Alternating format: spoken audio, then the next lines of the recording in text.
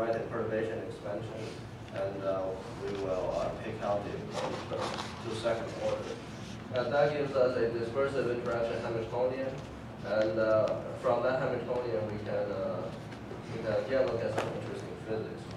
Okay. So let me remind you. So let me develop the interaction picture in some detail for you.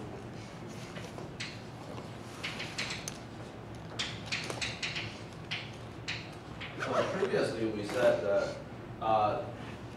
the thing that links between these different pictures in quantum mechanics is the expectation value of an operator as a function of time. Right? So if we were working with the Schrodinger picture, we would write it this way. And to determine the time evolution of this state function, this wave function here, we write down the Schrodinger equation.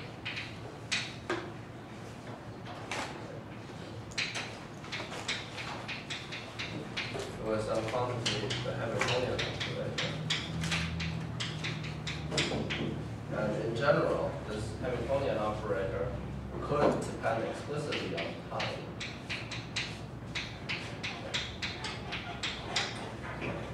So now we'll consider a special subset of these Hamiltonians in which we can extract a what we call a free non-interacting Hamiltonian and a Hamiltonian due to interaction, which I will H of I. And in general, it will be itself. So it might have explicit time dependence. Okay. So how do we go to the interaction picture? Well, we start from here. Okay.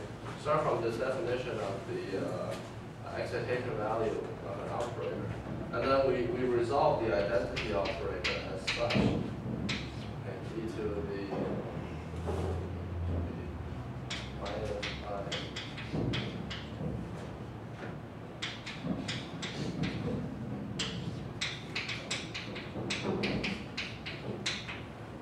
Okay, so this is certainly the identity operator because when you exponentiate these Hermitian ones, you get unitary ones, right? Okay, so I plug it in here and here. Okay, so what I will get is that the excitation value is equal to the state function written in the Schrodinger picture.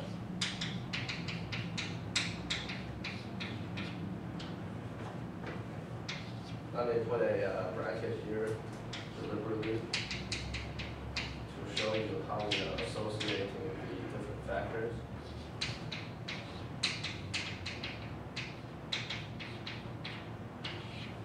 Okay, and then we also have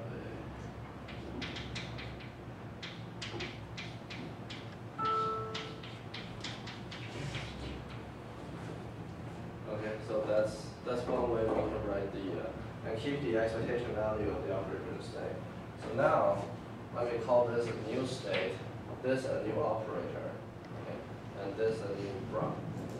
And you can see clearly that this state, this cat, is still related to this bra. Right? So, by doing that, let me call this a new state, which I will denote with a tilde.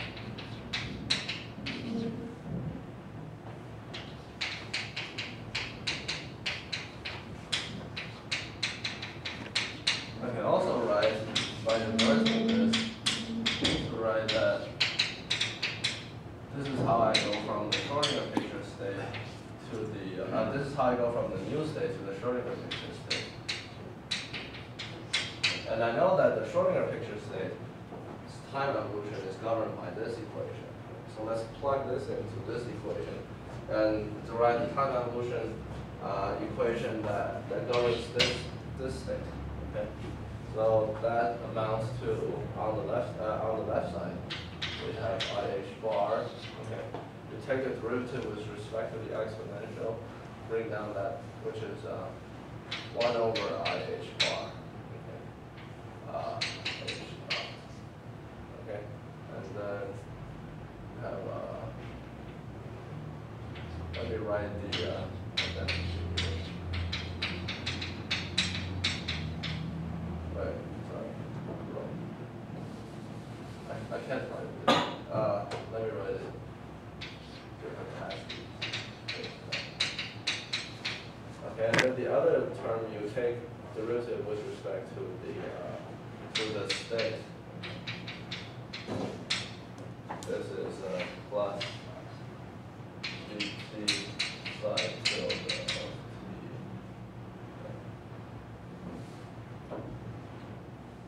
Plus e to the minus. So I'm trying to keep all the operators to the left of the space. Okay, we have something like this. And then on the right hand side, we have h, which I will write out explicitly as the sum of h naught plus the interaction term operating on, I forgot that fact, operating on this rotated state. Correct? Okay, so now we can rearrange some terms. First of all, you notice how, I forgot to write this out here. So first of all, you notice how we can get, wait, there should be, no, never mind. No. Okay, so here is a plus sign, okay? And so a plus sign associated with h naught, and then a plus sign associated with h naught on this side. So we can cancel this one, right? So we get that g to the minus I h naught over h bar I h bar t. Okay, this is equal to whatever we had left on this side, which is the interaction coming here. Okay, e to the minus I h bar over h bar. Okay, so now I can multiply this equation from the left by this factor. Okay, this factor. From the left. Okay. So this will cancel this, give you identity. On this side, in general, the interaction part and the free part might not be commuting. So we leave it be.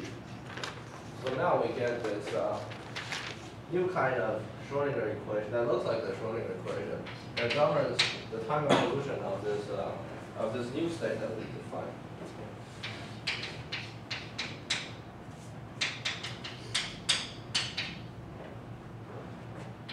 Let me write a tilde operator indicating that we're in now the interaction picture, and then this operating on this state. And we know that the tilde operator transforms from the Schrodinger picture by doing this.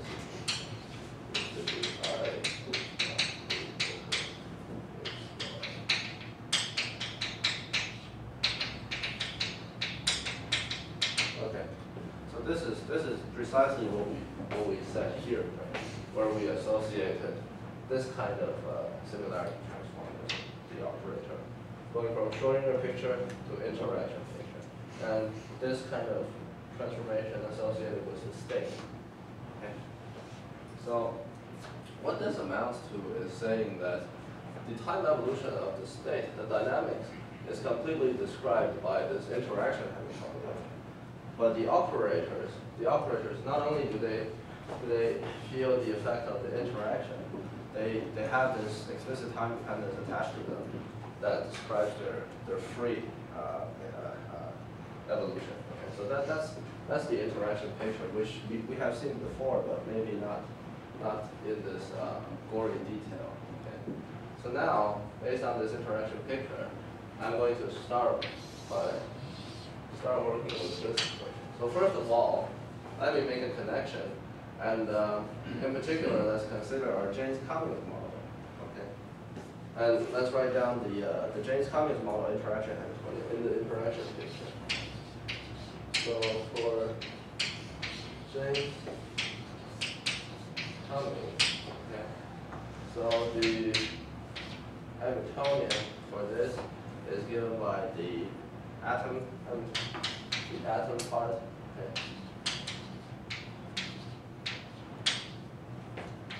Plus the field part, and again going to neglect the 0-point energy. Okay, and then there's an interaction part, which is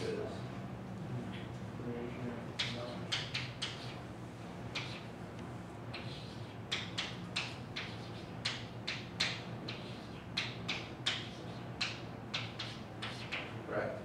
Okay, so what is this? What is this picture? No, what is this picture? I mean, which picture is this? Schrodinger picture. So to go from Schrodinger picture, well, first we identify this as the interaction part. Right? Okay, so to go from Schrodinger picture to the interaction picture, we do this, right? So now the good thing is, well, what is H naught? H naught is just this part, free atom, free field. Okay. So now think about this. Let me write it down. The H interaction in the interaction picture, that is going to be a function of time because these time dependencies. It's going to be e to the I.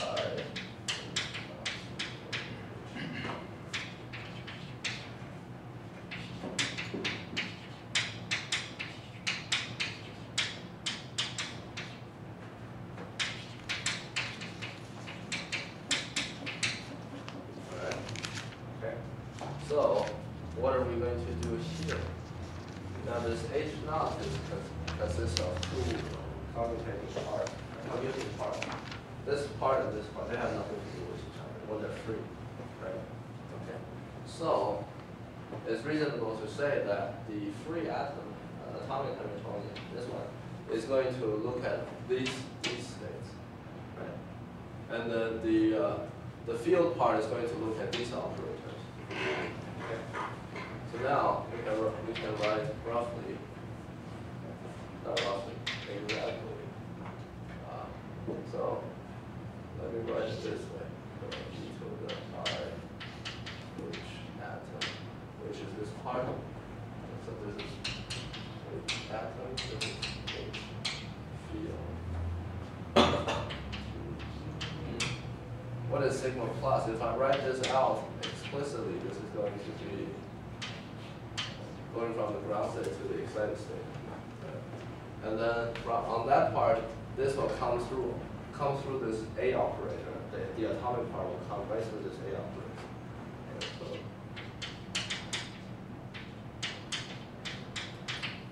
Okay, so the good thing now is excited state and ground state are both eigenstates of the free Hamiltonian, free atomic Hamiltonian, right? So we replace these operators with their eigenvalues, right?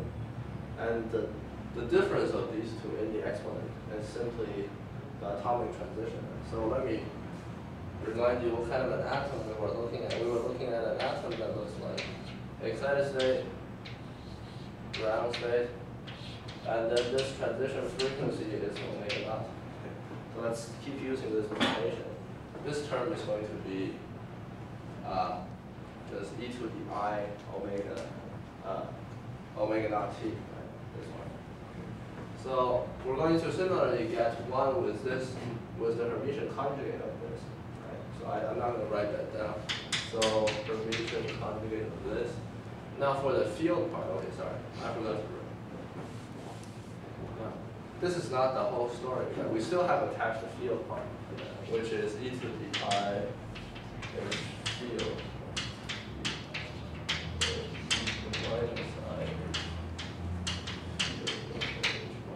And then the other part is just this Hermitian natural. Okay. So what about this one? What's the how does the annihilation operator evolve under the free field Hamiltonian? Yeah. So this is actually a e to the minus I omega t. Why is that? Okay. So again, you need to think about Schrodinger picture and going to Heisenberg picture.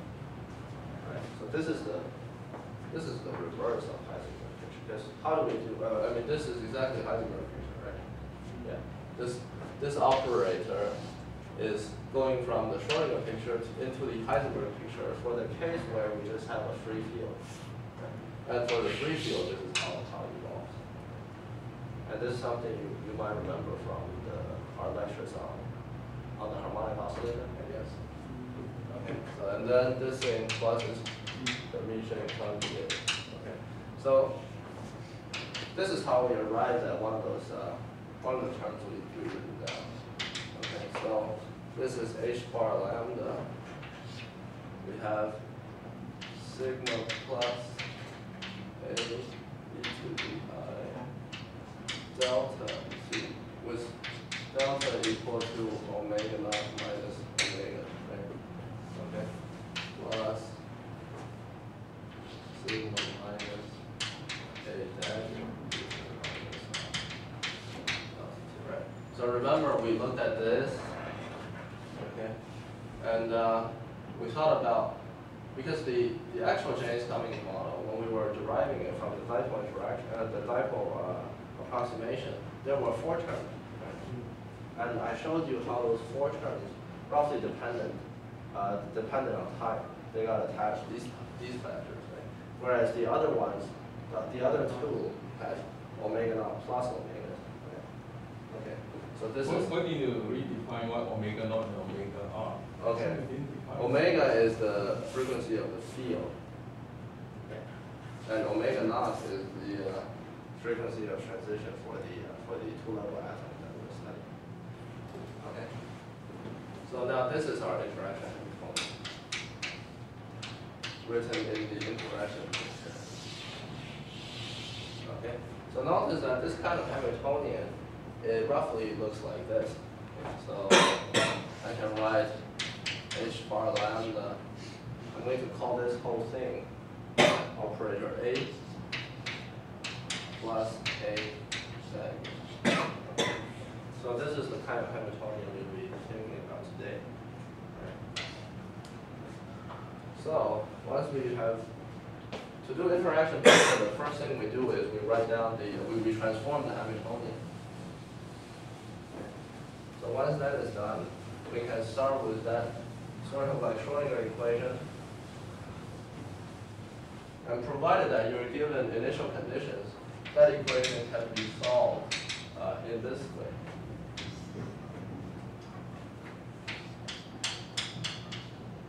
All right, so let me tell you that we're working explicitly in the interaction picture now, but let me omit the tilde thing. Okay. So remember, in the interaction picture. Okay. So this is equal to our transformed Hamiltonian. Okay. So what I can do is this. This is a first order equation, right? So I can do the integral of this equation from both sides from 0 to t prime to t. Okay. So what I can do is psi of t minus psi of 0 is essentially going to be equal to 1 over h bar 0 to t. Let me switch the integration parameter to maybe dt prime.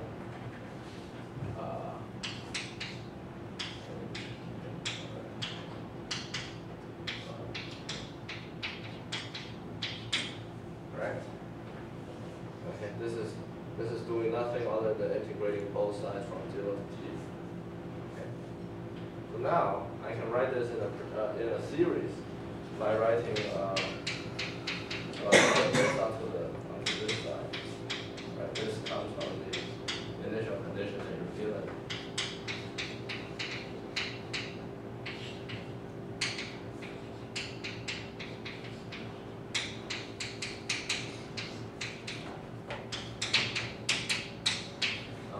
Am I writing hard enough on the board?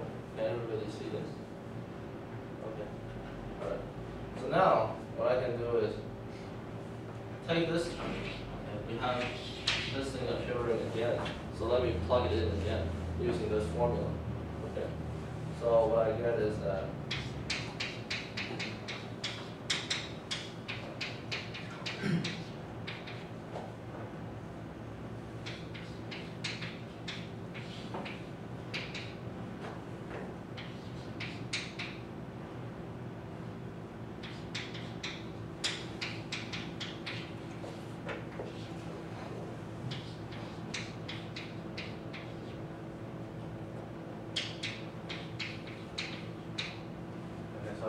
I can't use T prime any longer.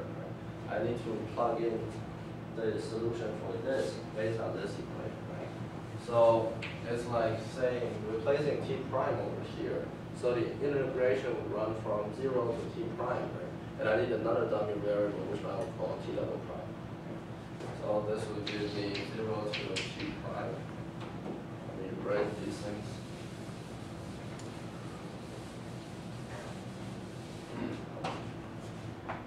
T prime, and we have a new dummy variable T double prime. T double prime.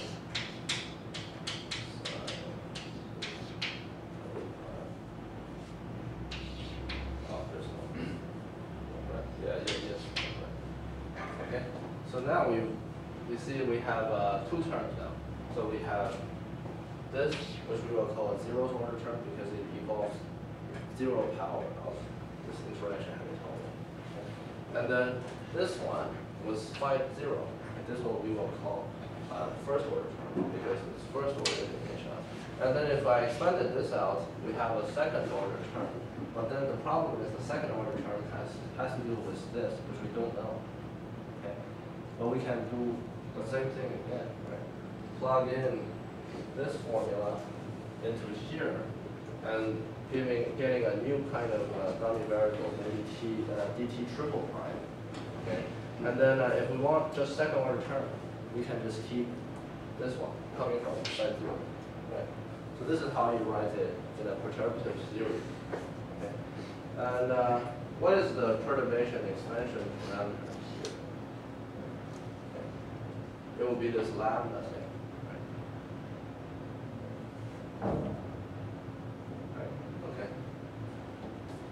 So now, let's write down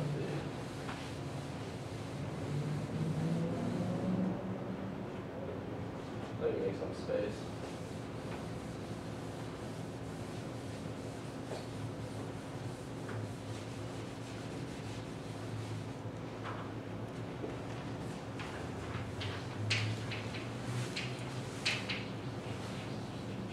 Second order.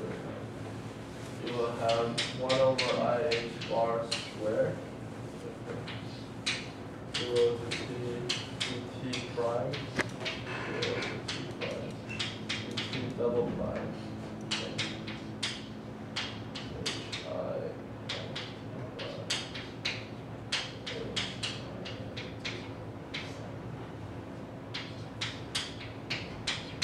Okay, so this is your second order term.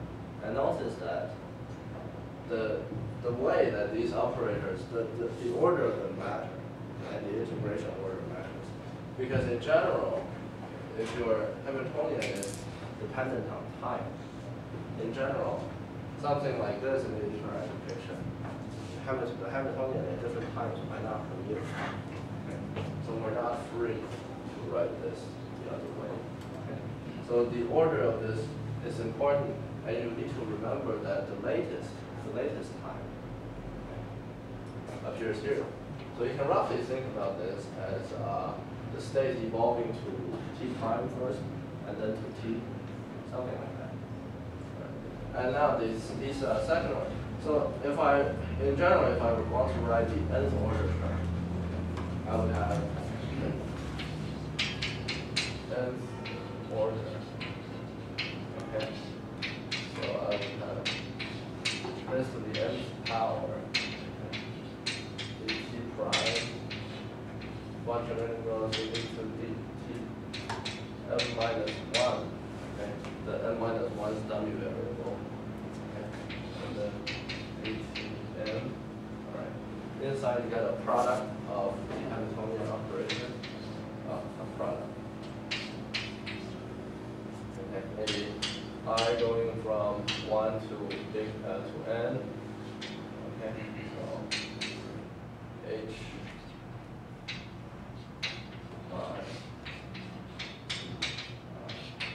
but then you need to remember that when you compute this product, you need to be doing multiplications from the right, okay? Because that keeps it order, okay? And this side of 0. Okay. So now there's a special way of writing things compactly using what's called a time ordering operator. Okay. So remember that the time ordering operator is not really a equality. It's just a way to help you keep track of where to put those, how to arrange the time. So let me just say that for the second order term, if I have some integral like this, okay, then what's the integration domain look like? We have two variables, t prime and t double prime. Okay. So t prime, t double prime. Okay. So now I go from 0 to t on the t prime axis, and I go from 0 to t prime on the t double prime axis. So what's that going to look like? Yeah, we're going to have a diagonal line. Right. And then which part? Yeah, here, right? So this is, we're integrating like, for a given t prime, we're integrating like this. Right? Yeah, okay. Okay. And then what we can say is that because the inside of here, okay, looks symmetric, right, with respect to t prime and t double prime. So I know that the integral over this triangle is the same as half of the integral over the square. Right? So I can write the second term as half of, I still need the I bar squared 0 to t.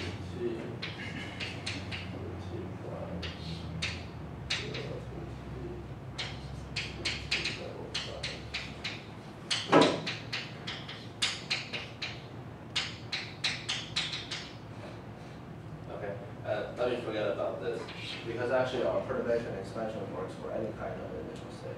So these things are really independent of the initial state. Okay.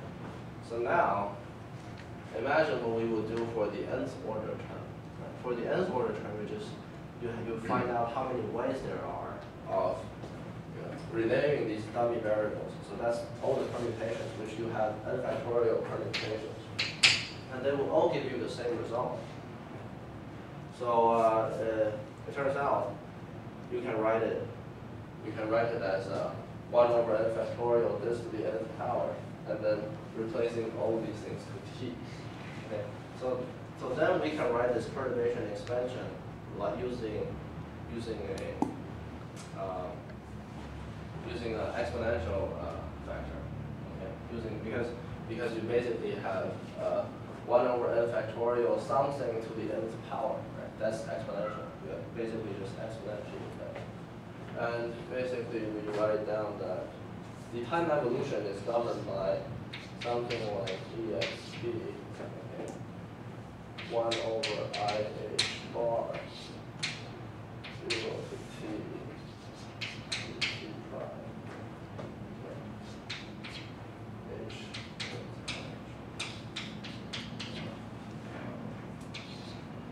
Factor like this.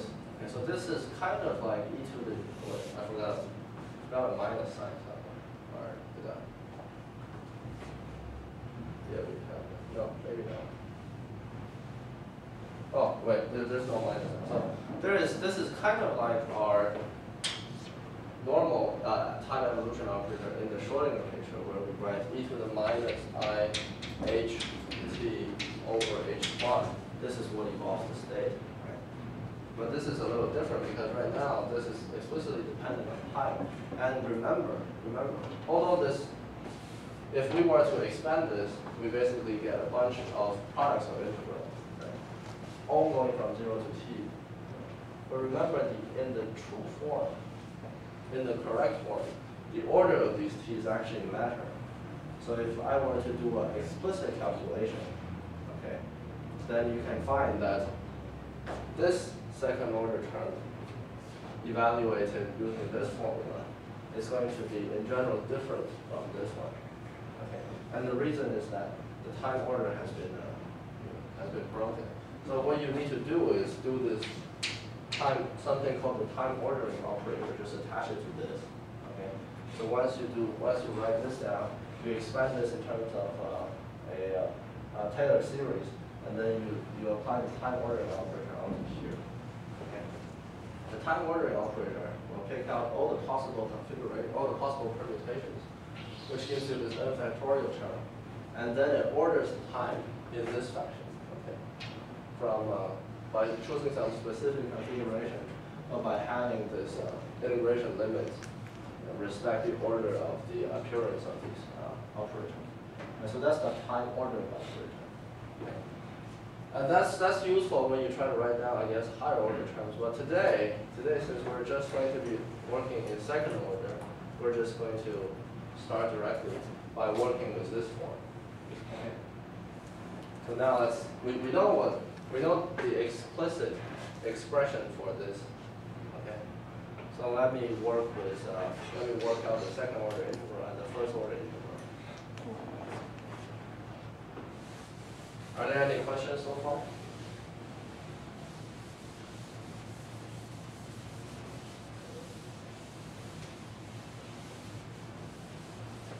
Okay, so maybe I need to stress this point a bit clearer.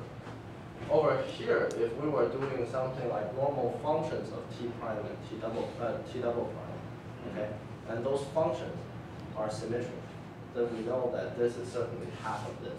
Right? But right now, can we say that if I switch the label t prime, when I switch the label, it's going to be equal to hi t double prime, hi t prime. Is this true in general? No, right? Because we have different times might not be commuting. So this is just a way for us to write it down. But remember, I guess the true way to write this is to attach a time ordering operator to each of the terms. Okay. Yeah. Anyways, that's just an notational thing. So now let's write down the solutions using the perturbation expansion to second order. So first we will have the first order term, which is the zeroth order term. Okay, and then the first order term, which is 1 over I h bar 0 to t prime.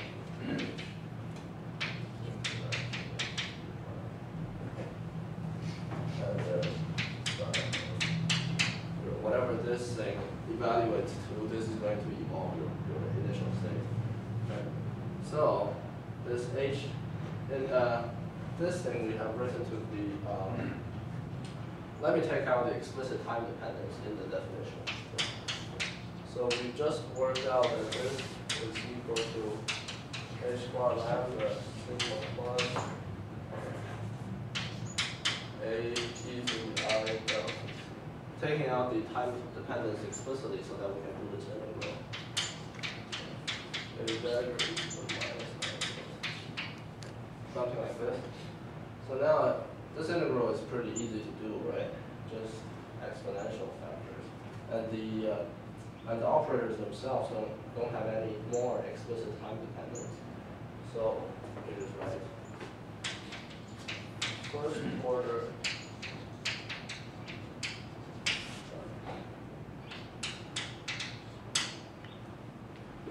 Okay, you're going to get an h bar lambda. Okay. And then when you integrate this exponential term, you bring down I delta. This term brings down minus I delta.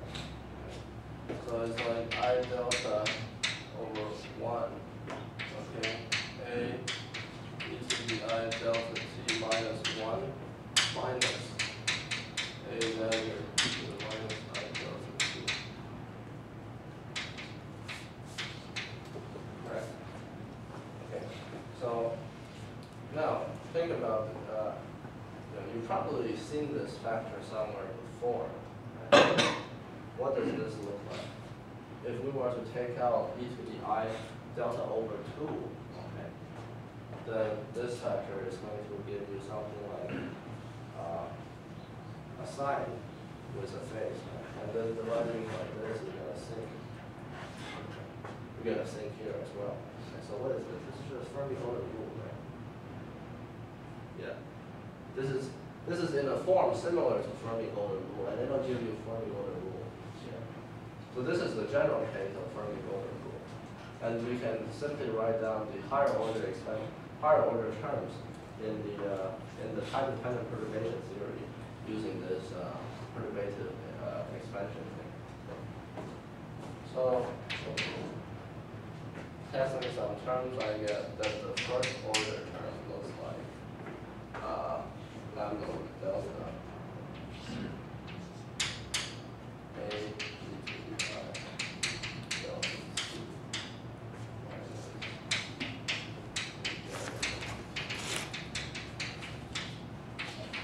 so that's our first order term. Okay. And notice that first order, the strength of this term is dependent on this thing. So lambda divided by delta. Lambda is the coupling factor, okay, and delta is the frequency detuning. So the larger the detuning, the smaller this term, which is kind of true if you think about Fermi-Golding rule, right? That's what we deduced. If we are far away from